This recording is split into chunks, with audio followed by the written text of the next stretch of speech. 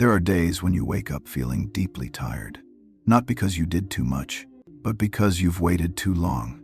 You prayed, you hoped, but God remained silent. No sign, no answer, just a lingering loneliness that stretches on day after day. I am 80 years old, and there is one thing I wish I had understood much earlier. If you are tired of waiting on God, please stay a little longer. Perhaps what exhausts you the most is not the hardship itself, but the feeling of waiting in silence for far too long. You tried to live better, tried to believe more, tried not to complain, but some nights feel endless. You lie there, staring at the ceiling, wondering why everything still seems frozen in place. You look around and see others moving forward. They have families, they have clear direction, they have answers, and you don't. It's not that you're jealous. There's just an emptiness inside you that's hard to put into words. Sometimes you wonder, maybe I did something wrong.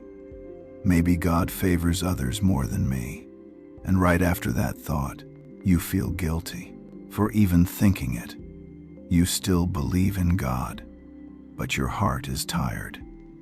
There are mornings when you wake up wearing the same familiar smile, but inside you feel hollow. You go to work. You fulfill your responsibilities. You act like you're fine, but only you know how much you're holding yourself together. The feeling of being left behind isn't loud. It's quiet, subtle, but it slowly wears you down. There are moments when you no longer have the strength to ask God for anything else. You only have enough strength to breathe. If that's where you are right now, you are not weak. You are human. And maybe, right now, what you need most is to be understood. There is something it took me many years to understand. Waiting is not a sign that God has left. When I was younger, I thought, if God loved me, He would answer quickly. If I did things right, the path would be clear. But life doesn't work that way. There are seasons when God is silent for a very long time, not for days, but for years. During those years, I thought, maybe God was far away, or maybe I had prayed for the wrong thing. Only later, looking back, did I realize God was not silent because He was doing nothing. He was silent because He was working very deeply, so deeply that I couldn't see it at the time. There's a very short verse in Scripture, "Be still and know that I am God." I used to hear that verse and not understand it. I thought being still meant standing still, accepting, enduring. But that's not it. Being still is trusting without evidence, staying when your heart wants to leave, continuing one day at a time, even when you don't know what tomorrow holds. God often doesn't change the situation right away. He changes the person inside the situation first. While I waited for answers, God was reshaping my impatience. While I waited for doors to open, God was teaching me how to stand firm while they remained closed. There were things that, if God had answered sooner, I wouldn't have been mature enough to carry. There were paths that, if God had let me walk them earlier, would have broken me. God's silence is not empty space. It is space He uses to prepare your heart, to prepare your faith, to prepare the person you are becoming. If today you still haven't heard anything, that doesn't mean God isn't there. Sometimes He is working in the deepest places within you. There is something I misunderstood for many years, and perhaps you have too. I believed in God, but I didn't truly obey him. I believed God existed, that he was good, that he had a plan. But when it came time to make decisions, I still chose what felt safer to me. I prayed a lot, but deep down, I kept the final decision for myself. I told God I was willing to follow him, as long as the road wasn't too hard, not too risky, and didn't cost me what I was holding on to. I thought I was living by faith, but in reality, I was only asking God to confirm my own choices. True obedience doesn't look like that. Obedience isn't when everything makes sense. It's when nothing feels certain anymore. There were times God nudged me to step forward, but I delayed. I waited for one more sign, one more confirmation. The truth is, I didn't need more signs. I needed more courage. I was afraid of losing control, afraid of being wrong, afraid of the cost. And I called that fear being cautious. Only after many years did I realize this. Believing in God without obeying God is a very exhausting kind of faith. It leaves you stuck in between, not brave enough to step forward and not peaceful enough to stay. If today you're standing on that edge, between believing and acting, between knowing and walking, you are not alone. I've been there too. For a long time, I thought waiting meant doing nothing, standing still, being stuck. I watched the years pass by.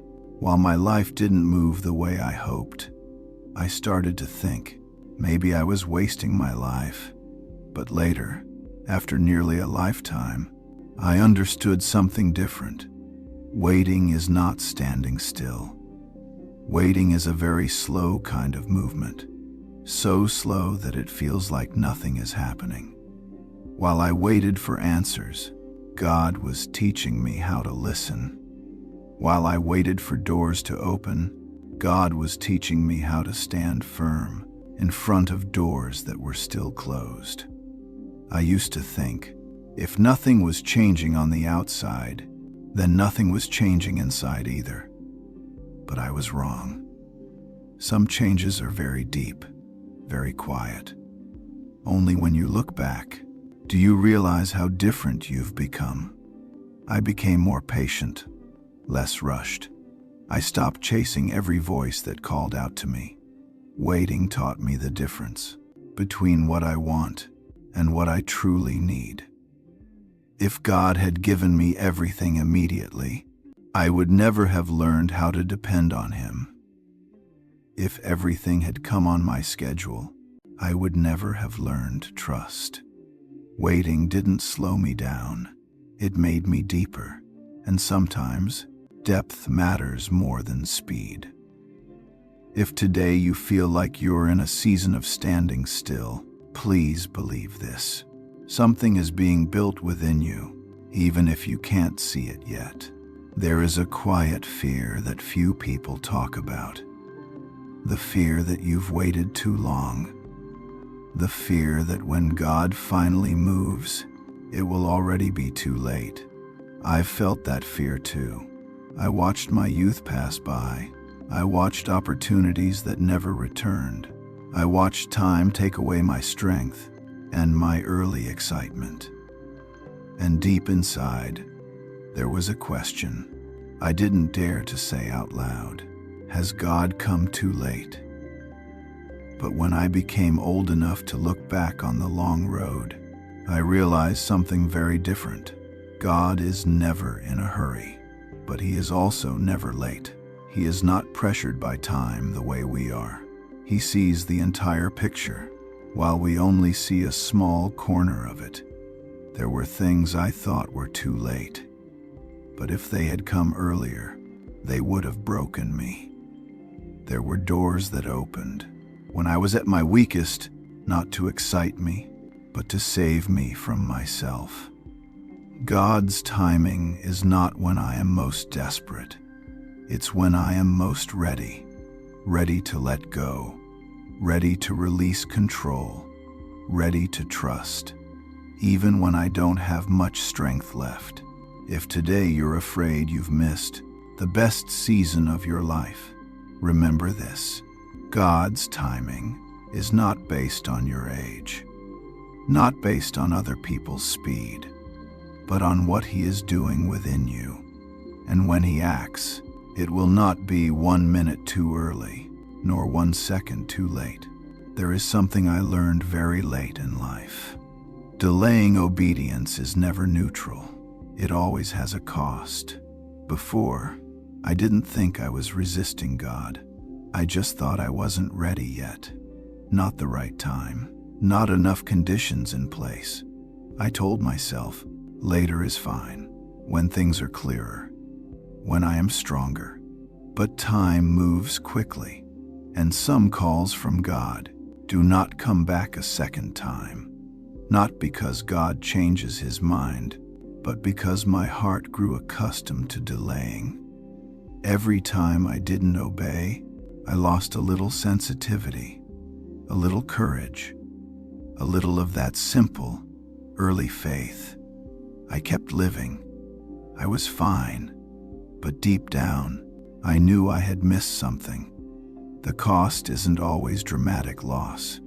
Sometimes it's a faith that slowly fades. You still believe in God, but you no longer expect much. You still pray, but you don't hope the same way. Delay doesn't pull you away from God all at once.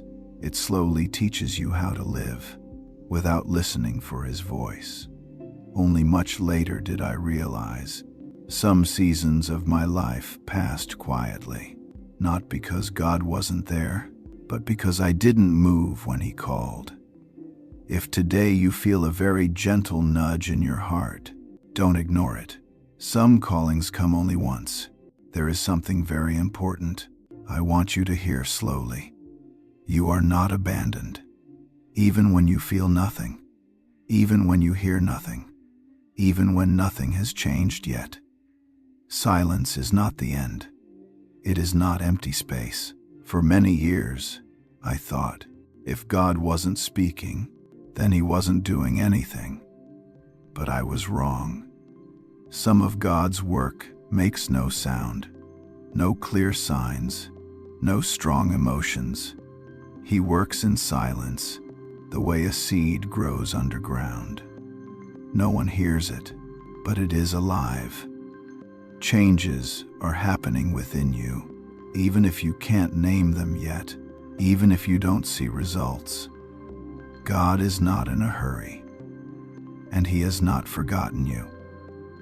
He sees the nights you cry alone, the mornings you force yourself to get up, the days when all you can do is keep believing, and that is enough. You don't need to be stronger today. You don't need to understand everything. Just stay. Just don't give up. You may not see what God is doing, but that doesn't mean He is standing still.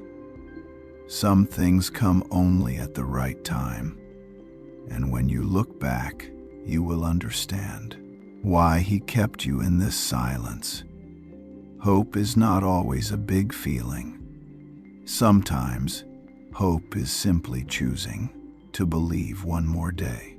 When I look back on my life, there are two things I wish I had understood earlier.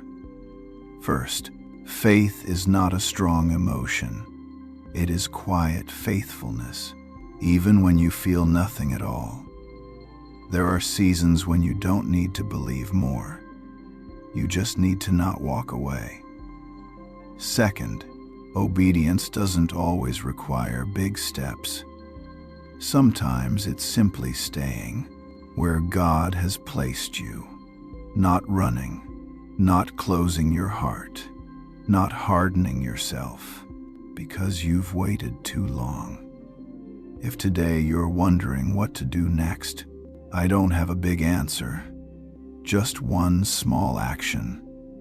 Tomorrow, when you wake up, say one simple sentence to God. I am still here. I don't understand, but I haven't given up. It's not a beautiful prayer, but it's an honest one. And sometimes, that alone is already an act of obedience. Lord, there are moments when my heart is very tired. I have waited for so long. There are days when I no longer know what to ask for anymore. I cannot say that I am always strong. I cannot say that I always believe fully. But today, I come to you as I am, tired, silent, and still here. Please see the tears I never speak of, the nights filled only with sighs, the days when I try not to give up. I keep my heart at peace while I wait. Teach me to trust even when I don't understand. I place this path into your hands, one small step at a time, one day at a time. I am still here, Lord. Amen. If these past few minutes made you feel a little lighter, maybe you don't have to walk alone. Living faith is not here to tell you what to do. It's here to slow down with you, to reflect together, to wait together. If you're in a season of exhaustion, full of questions, and you need a quiet place to stay with your faith, you can stay here. Each video is a small pause, a reminder that you are not abandoned. If you'd like to continue walking together, you can subscribe to the channel. Well, keep going, slowly, but not alone.